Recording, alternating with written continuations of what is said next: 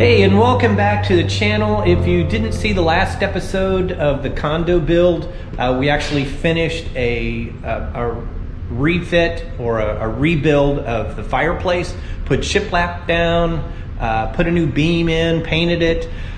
Go back and make sure that you catch that episode if that's something that you're interested in.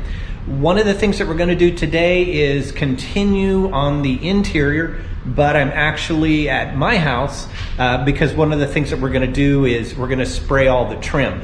I did get some pre-painted trim, but I like to put a couple coats on of just some white semi-gloss latex so that when I put them up, then really all I've got to do is after I nail them in, I just have to do a little bit of puttying to the holes. So one of the things that we're going to do is we're actually going to do something new, which is spray these. I went out and bought a Wagner Power Sprayer, so we'll see how that works. But one of the things that I'm going to do, first of all, is take and clean the surface out here, put some paper down. We're going to lay out all of our trim and then get ready to paint.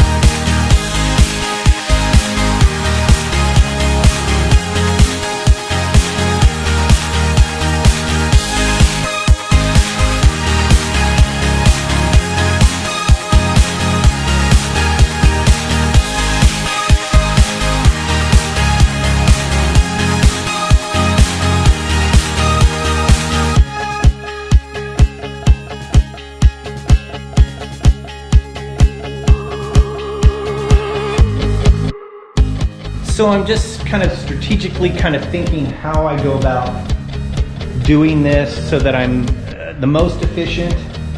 One of the things that I can do is I can spray from that side at least 4 rows, this side at least 4 rows. I think what I'm going to do is move the car out, and then I'll put a little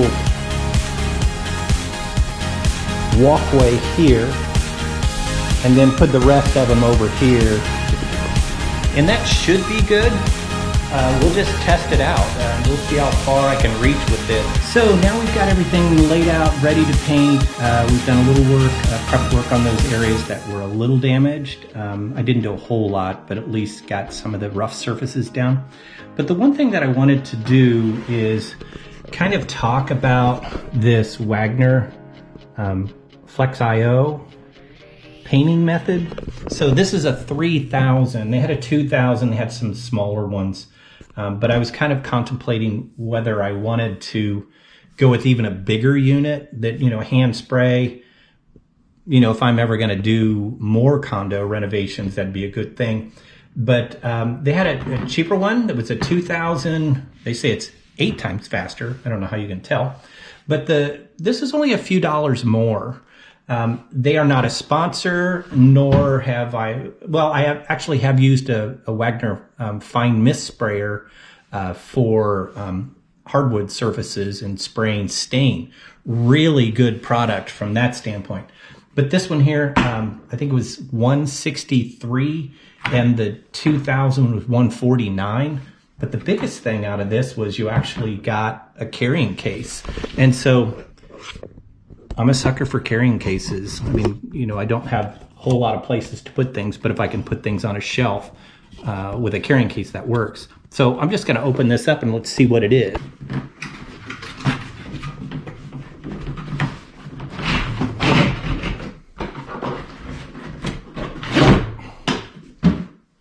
So I guess I should also say that one of the things that I do is I'll actually go out and buy better equipment, knowing that I'm going to use it once or twice. But one of the things that kind of happens is that further on down the road, you definitely have some other projects. They may be a year, 2 years down the road, but then you have the equipment, and it's really beneficial.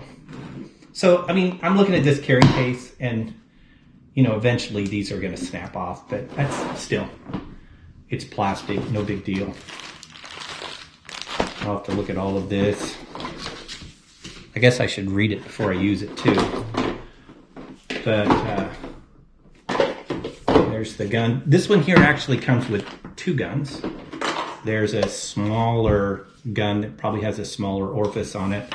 But then there is a larger gun that really that's what we'll be spraying with, is this larger gun. So I'm going to go in and kind of read the instructions a little bit. I'm going to put this thing together, clean some of this mess up here, and then I'll see if we can get this thing going.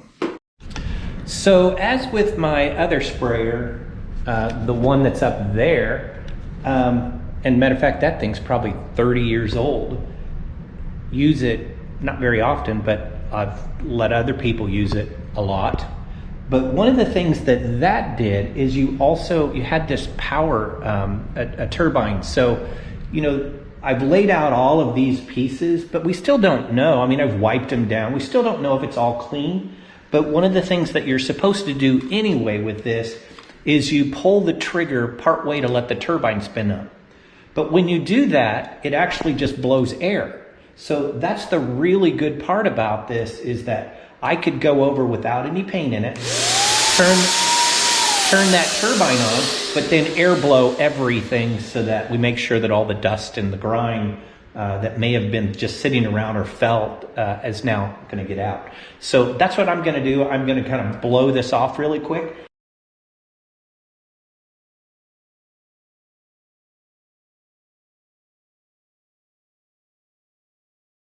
Okay, now that we've done that, fairly easy. I've actually got the extension cords so that it's not going to be over anything. And then I did also figure out really the pattern. I'm going to go this way, going to go over here, and then go over the other side. I think that's going to give us the best kind of maneuverability. The one thing that I've already noticed, that I am bending over, so hopefully we'll have to do this a lot. I'm thinking 2 coats, but you know, kind of hurts your back a little bit. Of course, if you would have elevated, it would have been better, but then we would have really had to have done some big changes in here. Okay, back from round 2. I went over and got the correct paint. So there's a couple of things that a number of things I'm really learning out of this stuff, is when it comes to having the right tools in the right place, especially, I mean, the condo's so close, which that's a really good thing, but if I had to do this someplace else, so that was further away, I actually think that would be more of a pain. So, you know, really the intent down the road is to have, you know, a condo in some other state where it's warm, so you know we don't have this timeshare in this little town. There's nothing to do, but I think that's what I'm going to have to do, is make sure that I've got enough tools. And I do think that, you know, if I buy a completely separate set of tools, then and I'll just travel with them, I think that's going to be very, very beneficial. So I'm going to go ahead, and it says that you don't have to thin this down, so I'm just going to pour this in. They do make a thinning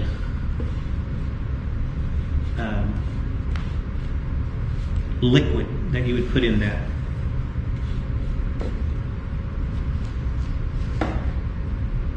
So let me put this off to the side. I'm going to close this back up, and it'll be interesting to see how much paint this covers, or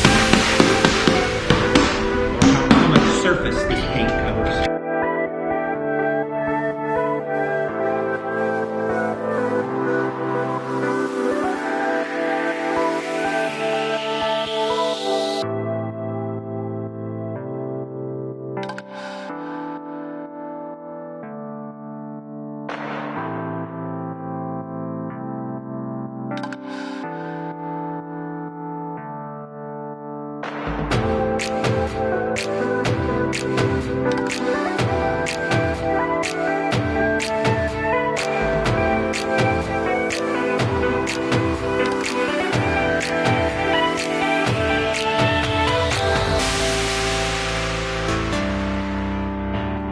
That's all I can say about that. Really fast. I know that because we had primed it first, that kind of helped a lot. Or I didn't prime it, but I bought them primed. But boy, it is laying down very smooth. We're gonna come back and put one more coat on it, but I'm gonna let this dry for a while. You can see there's a little haze in here, not bad. The oversprays, I'm not really seeing a lot, but we're gonna let this all dry. The surface is really nice. I'm gonna pull off and I'm gonna clean some of the pieces, but a lot of the pieces I'm just gonna stick in the refrigerator, the paint, so that we won't have to do anything from that. But I've got to clean the nozzle and some other things on it just because I can't throw those in the refrigerator. But by putting them in the refrigerator, it'll stay for a while. I'll do that, wrap my brushes that I know that I'm gonna come back and use. I'll wrap those in cellophane and then throw them in the refrigerator. Not in the freezer, I've done that, but that didn't work. But I'm gonna go ahead and do that, clean up a little bit, and I'm gonna head off to lunch. Okay, we've allowed this to dry. We've actually allowed it to dry for about 3 hours, maybe a little longer than that. I guess I always kind of look at these as, you know, how can I change the process to make it easier? So one of the things that standing and squatting like that was starting to really hurt my back. And you know, I'm not doing that I think it probably took 6 or 7 minutes total to do all of these, probably not even that. But one of the things that I did do is I went out to the barn and I got this seat, and so I'm just gonna sit here and kind of slide down and do that.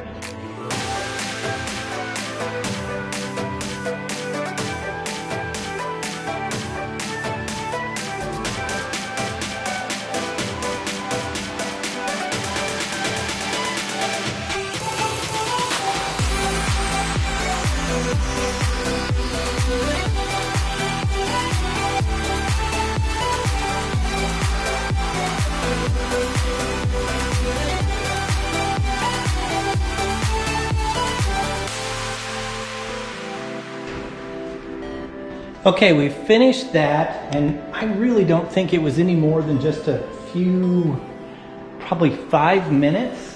One thing I am noticing is that, you know, there is some overspray going on. Not much, but I feel a little kind of breathing a little bit. But what we're seeing is great. Now it does go down a little pebbly, but that's what it said on the directions. It dries smooth. This is already starting to dry pretty well. The one thing that, let it dry a little bit, and then the one thing that I did do is I came in and I lifted each one of these because they were starting to stick a little bit. But let it dry. Probably the best thing to do is let it dry, clean out your equipment, and then come back. The sitting down worked. I did have to not do it in the center just because I couldn't get that cart through. Was it any better? I don't know. It definitely was not any better when I have to kind of move across this. It was okay over there, but definitely if you would have got this up, you probably would have needed, because these are 12 foot, probably would have needed 3 or 4 of the sawhorses to get it up high enough. But then the biggest thing is because it would dip, and so you'd need probably a 2x4 between a number of them so you could give it a little bit of support. But I really like the finish. It's worked out really well. There may be a little touch up that we may have to do once it's up, but that's okay. So what I'm gonna do is I'm gonna go ahead and clean out the gun, let all of this dry, and then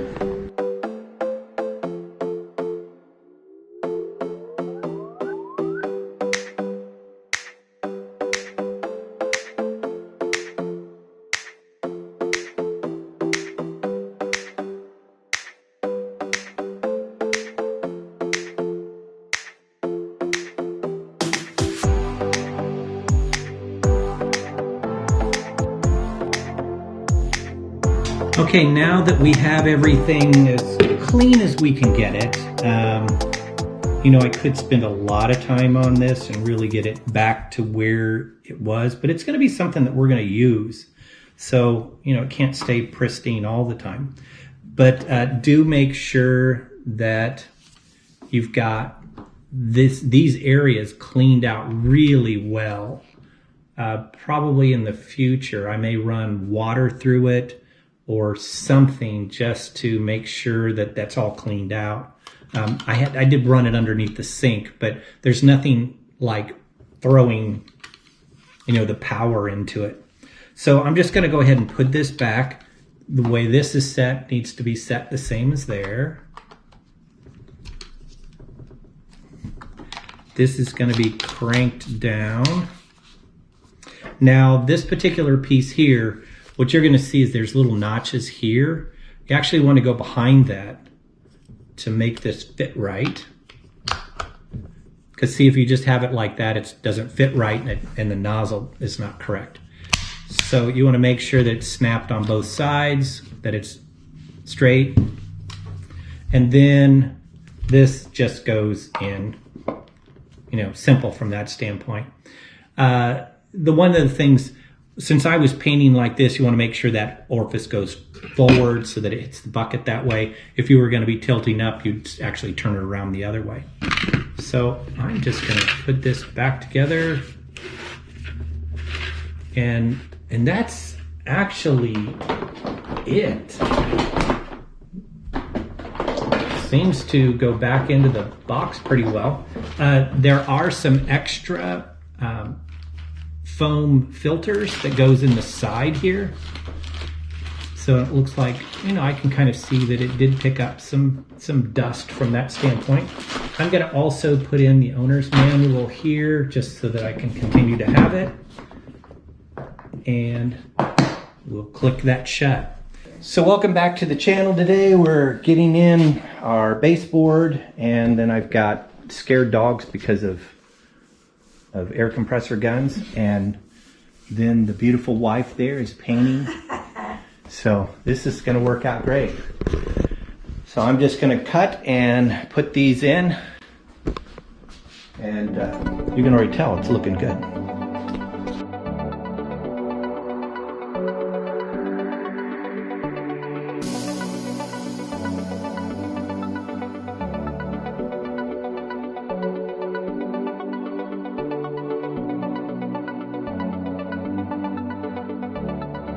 So sorry I haven't really been filming a lot when it comes to the trim. I've been putting a lot in, but it seems to be pretty boring just me walking back and forth out to get it cut. But we're getting there.